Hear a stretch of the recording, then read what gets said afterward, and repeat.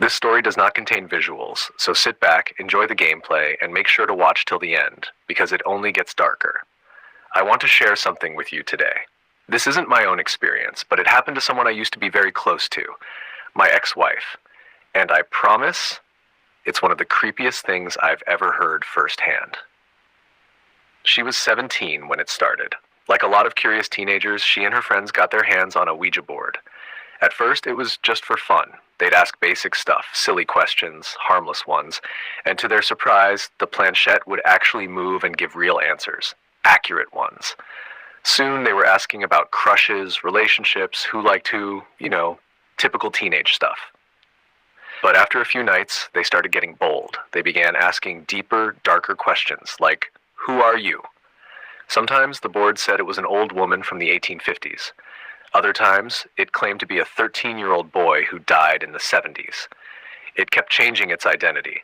One night they asked, why do you keep pretending to be different people? And the board answered, I am whoever I want. Today, an old man. Tomorrow, a child. That's when it started to feel wrong, like they weren't talking to some bored ghost. They were dealing with something pretending, something powerful, and maybe dangerous. They asked it one last question. How do you take people? The planchette spelled out, by choking them. They stopped playing after that. A few nights later, my ex was home alone. Her parents had taken her little brother to a party. She didn't want to be in her own bedroom. The board was in there. So she stayed in her parents' room instead. She turned on every single light in the house. No cell phones back then. This was the early 90s. She lay on the bed watching TV to distract herself. That's when she noticed a hallway light flicked off.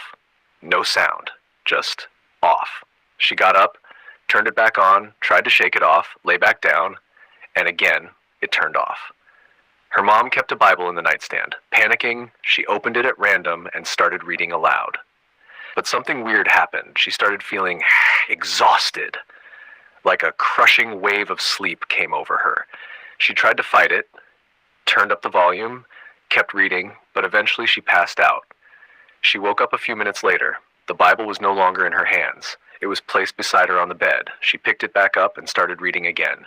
She didn't want to leave the room. Said the hallway felt wrong. Too dark, too quiet. Eventually she dozed off again. And that's when she felt it. Something grabbed her ankles. She was still under the blanket, but she felt weight, pressure, fingers. It began crawling up her legs, over her waist, her chest, until it reached her throat. And then it started choking her. She couldn't see anything. The lights were still on, but her throat was being squeezed. She said it was like invisible hands pressing down. She kicked, gasped, struggled to breathe. Then she remembered. There was a crucifix in the drawer. She reached for it, found it, clutched it to her chest, and prayed, "Please, God, I swear I'll never touch that board again. Please help me." And just like that, it stopped. She ran outside barefoot and waited by the curb until her family came home.